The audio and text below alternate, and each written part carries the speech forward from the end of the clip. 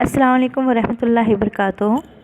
جماعت 11ویں کے عزیز طلباء و طالبات، ہم پچھلے لیکچر میں اردو نصاب سے حصہ نظم کی طرف بڑھ چکے ہیں۔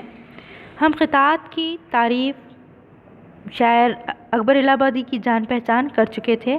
آج انشاءاللہ ہم قطعہ کو سمجھنے کی کوشش کریں گے، تو آپ اپنے درسی کتاب کے صفحہ نمبر 103 پر آ جائیے گا۔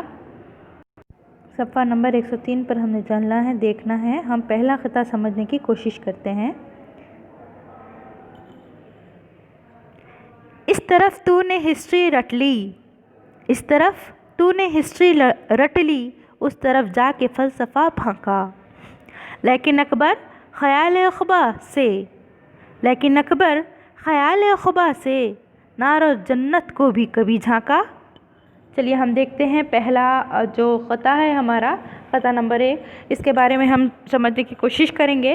جیسے ہم نے رباعیات میں دیکھا تھا کہ کوئی نہ کوئی مقصد کے حوالے سے کسی نہ کسی مضمون کے عنوان کے تحت رباعی لکھی جاتی ہے، تو قطعہ میں بھی کوئی نہ کوئی ایسا ہی عنوان یا مقصد ہوتا ہے۔ تو ہمارا جو پہلا قطعہ ہے اس میں تاریخ و فلسفے کی اہمیت کے ساتھ ساتھ جنت اور دوزخ اور آخرت کی اہمیت کو بھی سمجھانے کی کوشش کی گئی ہے۔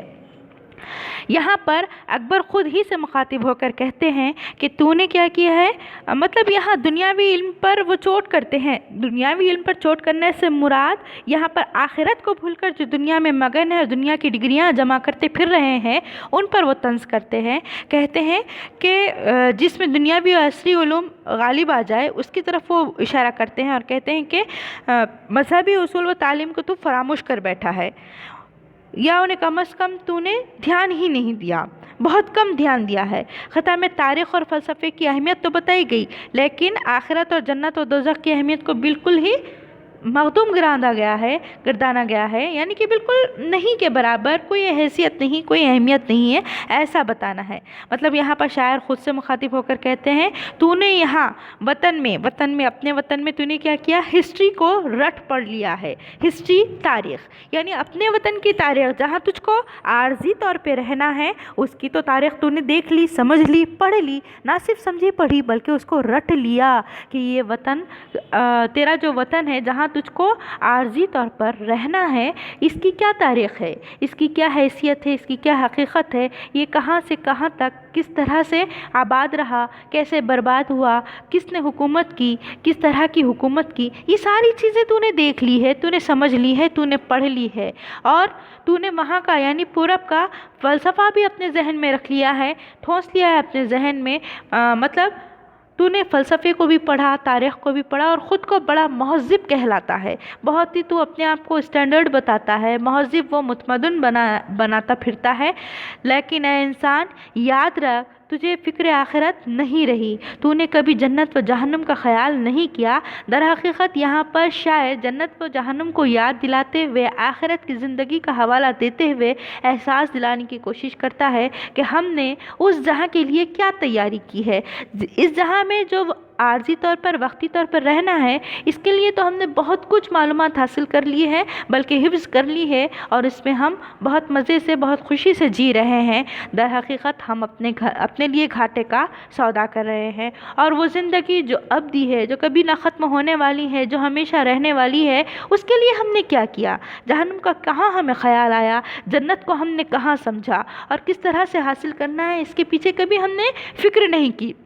دراصل یہاں پہ نارو جنت کو بھی کبھی جھانکا، یہ کہتے ہوئے اس نے نارو جنت کو کبھی نہیں جھانکا یہ کہنا چاہتا ہے۔ سوال کرتا ہے کیا کبھی تو نے جنت اور جہنم کے مفہوم کو سمجھا، جنت کس لیے بنائی گئی، جہنم کس سزا کے طور پر ملے گی، کب ملے گی، کیوں ملے گی، اور جنت کون سی جزا ہے، یہ ہم کبھی تو نے سمجھنے کی کوشش کی، کیا تو نے اس کے لیے کوئی طریقہ اپنایا، کیا تو نے اس کے لیے کوئی تیاری کی۔ یہاں در حقیقت شاعر ہمیں احساس دلاتے ہوئے ہمیں یاد بھی دلا رہا ہے، ہماری ابدی زندگی کے بارے میں، ہماری آخرت کی زندگی کی طرف ہمیں لے جانے کی کوشش کر رہا ہے، کیونکہ یہ حقیقت ہے کہ دنیا میں رہتے ہوئے ہم نے آخرت یا عقبہ کو بھلا دیا ہے، ہم نے دنیا میں رہتے ہوئے دنیا ہی کو سب کچھ سمجھ لیا ہے۔ چلیے ہم آگے بڑھتے ہیں اگلے خطہ کی طرف۔ کالج میں ہو چکا جب سب امتحان ہمارا، कॉलेज में हो चुका जब सब इम्तिहान हमारा, सीखा ज़बान कहना हिंदुस्तां हमारा। रक़बे को कम समझकर अकबर ये बोल उठे, रक़बे को कम समझकर अकबर ये बोल उठे, हिंदुस्तां कैसा सारा जहां हमारा। लेकिन ये सब गलत है कहना यही है लाजिम, लेकिन ये सब गलत है कहना यही है लाजिम, जो कुछ है सब खुदा का वहमो गमा हमारा। चलिए यहाँ पर दूसरा जो ख़िता है इसमें हुब्बुल वतनी का जज्बा नज़र आता है, और साथ साथ यहाँ पर देखिएगा कि दुनिया की बेसिफाती यानी दुनिया के फ़ना होने की बात समझ में आती है, दुनिया के लोगों को अपना समझने का दर्स भी हमें मिलता है। तो हम देखते हैं शायर का क्या ख़्याल है इस ख़िते के ज़रिए, वो क्या बताना चाहता है। यहाँ पर कॉलेज में हो चुका जब सब इम्तिहान हमारा, सीखा ज़ुबान कहना हिंदुस्तां हमारा। ये जो शेर है या ये जो हिंदुस्तान वाला मिसरा है, इसके ज़रिए हमको ये समझ में आता है कि हमें वतन से मोहब्बत करनी चाहिए। और ये बात तो हम बचपन ही से सुनते आए हैं, हमेशा से पढ़ते आए हैं, सुनते आए हैं बुज़ुर्गों से, बड़ों से, कि जिस वतन में रहते हो उससे हमें मोहब्बत करनी चाहिए। ये भी एक ईमान का दर्जा है। तो कहना ये है कि वतन से मोहब्बत हो जाए तो इसमें कोई हर्ज नहीं, करना भी चाहिए। इस ज़माने में कोई बिगाड़ भी नहीं है और कोई ऐब नहीं है वतन से मोहब्बत करना, बल्कि करना ही चाहिए। जब किसी एक मुल्क वो वतन का बाशिंदा किसी दूसरे मुल्क के बाशिंदों को मामूली और हक़ीर समझेगा तो वो बहुत ज़्यादा नुकसान उठाएगा, बहुत ज़्यादा नुकसान उठाएगा। जैसे कि हम किसी और मुल्क के बाशिंदे को हक़ीर समझते हैं, उसको बिल्कुल कमतर समझते हैं, तो ये सरासर हमारे दिमाग का फतूर है, इसमें नुकसान होता है। इस किस्म की मतलब जो ज़हनियत है हमारी, इससे तंग नज़री ज़ाहिर होती है, कौमियत के तशद्दुद को बढ़ावा मिलता है और इंसानियत को बेपनाह नुकसान का सामना करना पड़ता है। इंसान मतलब अपने साथ साथ दूसरों का भी नुकसान कर बैठता है। आलमी जंगें इसी वजह से रूनुमा हुई थी कि दूसरों को हमने कमतर समझा था। जो भी आलमी जंग हुई थी, 2 आलमी जंग हो चुकी है, तो इसमें जो ममालिक दूसरे ममालिक को हक़ीर समझते थे, कमतर समझते थे, उसी का नतीजा था कि ज़हनियत भी बिगड़ चुकी थी। इसी वजह से जंगें आलमी जंगें वजूद में आई थी। आलमी यानी कि बड़े पैमाने पर पूरी दुनिया में ये जंग वजूद में आ गई थी। तो ये तंग नज़री वाली बातें हैं कि हम इंसानियत से परे होकर दूसरे को बिल्कुल ही हक़ीर जाने या हक़ीर समझे। इसलिए दानिशवरान आलम ने नेशनलिज़म यानी कि कौमियत पर इंटरनेशनलिज़म यानी कि बैनुल अक़वामियत को तरजीह दी है। सिर्फ अपनी कौम को अहमियत नहीं देना चाहिए। क्या कहा देखिएगा, इसमें बताया गया है कि रक़बे को कम समझकर अकबर ये बोल उठे, हिंदुस्तान कैसा सारा जहां हमारा। मतलब हमें सिर्फ और सिर्फ हिंदुस्तान यानी कौमियत को अपना नहीं समझना है, अपनी ही कौम को, अपने ही मुल्क को अपना नहीं, यहाँ के ही बाशिंदों को अपना नहीं समझना है, बल्कि सारे जहाँ के, सारी दुनिया के बाशिंदों को हमें अपना समझना है। गौर से सुनिएगा, गौर से समझिएगा। हिंदुस्तान कैसा सारा जहां हमारा। रक़बे को कम समझा था, मतलब महदूद नहीं रहना चाहते थे। वो सिर्फ अपनी कौम को, अपनी कौमियत को नहीं, मैंने जैसे बताया नेशनलिज़म और इंटरनेशनलिज़म, तो उसी तरह से यहाँ पर उन्होंने इंटरनेशनलिज़म यानी कि बैनुल अक़वामियत को तरजीह दी है। सिर्फ नेशनलिज़म को तरजीह नहीं दी, कौमियत को तरजीह नहीं दी, बल्कि सारे आलम को अपना मानने की तरजीह दी है, अपना मानने की तरफ उन्होंने मुतवज्जा करवाया है। इस खिते में शायर ने जो भी हालात बयान किए हैं, जो भी बात बताई है, जदीद असी तालीम व फ़लसफ़े से मुतासिर होकर हम भी क्या करते हैं, कौमियत के नज़रिए पर ईमान ले आते हैं। मतलब मैं, मेरा मुल्क, हम यही समझते हैं, जबकि ये सोच छोटी सोच मानी जाती है। अगर वाक़ईतन हम इल्म और तालीम को अमल में लाना चाहते हैं और उससे इस्तिफ़ादा हासिल करना चाहते हैं या उसको सही तरह से समझते हैं, तो हमें इस बात पर भी ईमान रखना चाहिए कि सिर्फ मेरा मुल्क ही नहीं बल्कि सारा आलम मेरा है, सारे आलम के लिए मैं हूँ, मेरी ज़ात से सबको फ़ैज़ हो, मेरी ज़ात से सबको फ़ायदा पहुँचे। अगर ये सोच आती है हमारी, तो फिर तालीम आपकी मुफीद है। आपकी जो भी तालीम, चाहे वो असली तालीम ही क्यों ना हो, वो आपके लिए फ़ायदामंद है। तो यहाँ पर कहता है शायर कि हिंदुस्तान हमारा, वहम हिंदुस्तानी जैसे ना, और हम हिंदुस्तानी हैं जैसे नारों में हम महदूद होकर रह गए हैं। हम, हमारा मुल्क, हम Hindustani, I am Indian, I am Maharashtrian, इस तरह से जो जहन बनता है हमारा, तो ये इंतहाई छोटा जहन है हमारा, क्योंकि हमें इस तरह से महदूद होकर नहीं रहना है, हमें ऐसे हुदूद में नहीं रहना है, हमें इन हुदूद से बाहर निकलना है। हुदूद में कोई कमी का एहसास हो, वो चिल्ला उठे कि सारा जहान हमारा है। शायर कहते हैं कि सारा जहान हमारा है, हम सिर्फ हिंदुस्तानी ही नहीं बल्कि हम सारे आलम के हैं। शायर ने इन दोनों नज़रियात के हामिलीन को वहम व गुमान में मुब्तला करार देते हुए कहा कि दुनिया और दुनिया की कोई भी चीज़ हमारी नहीं है। हकीकत तो ये है। देखिए, एक बात ये समझने की है, अगर हम हिंदुस्तान पर अपना होने का दावा ठोक भी देते हैं कि यह हिंदुस्तान मेरा है, मेरे बाप का है, या मेरे जिद्द अमजद यहीं से ताल्लुक़ रखते हैं, मैं यहीं पर पैदा हुआ हूँ, यहीं पर मैं फना हो जाऊँगा, यहीं पर मैं दम तोड़ूँगा, हिंदुस्तान की मिट्टी, हिंदुस्तान का ज़र्रा ज़र्रा मेरा है, बेशक आपका है, लेकिन क्या हिंदुस्तान मरते वक्त आप साथ लेकर जाओगे? मरते वक्त क्या इसका कोई ज़र्रा भी साथ लेकर जाओगे? नहीं। तो फिर सिर्फ और सिर्फ हिंदुस्तान ही को क्यों आप अपना मानते हो? सारे आलम को भी अपना मानिएगा।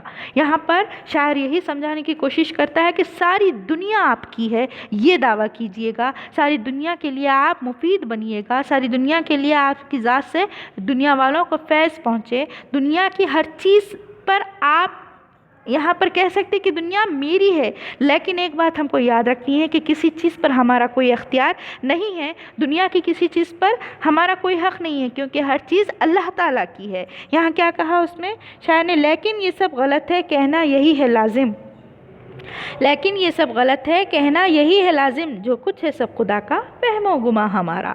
क्या कहता है शायर कि हम कितने ही मालदार, दौलतमंद, कितने ही बड़े बड़े ज़मीनों के मालिक क्यों ना बन जाए, हम कितने ही यहाँ पर असासों के मालिक क्यों ना बन जाए, लेकिन हकीकत तो ये है कि हमें एक दिन सब कुछ छोड़ कर जाना है, क्योंकि दुनिया फ़ानी है, दुनिया फ़ना होने वाली है, ख़त्म होने वाली है। तग़य्युर व तब्दीली दुनिया की फ़ितरत है, दुनिया निज़ाम कायनात की फ़ितरत है। सिर्फ दुनिया ही क्या, निज़ाम कायनात की फ़ितरत में तग़य्युर पाया जाता है, तब्दीली पाई जाती है। एक सदी पहले अल्लामा इक़बाल ने कहा था, इसी हक़ाइक़ को ज़ाहिर करने के लिए, इन्हीं हक़ाइक़ से आगाह करने के लिए, इन ताज़ा खुदाओं में बड़ा सबसे वतन है, इन ताज़ा खुदाओं में बड़ा सबसे वतन है, जो पैरहन उसका है वो मज़हब का कफ़न है।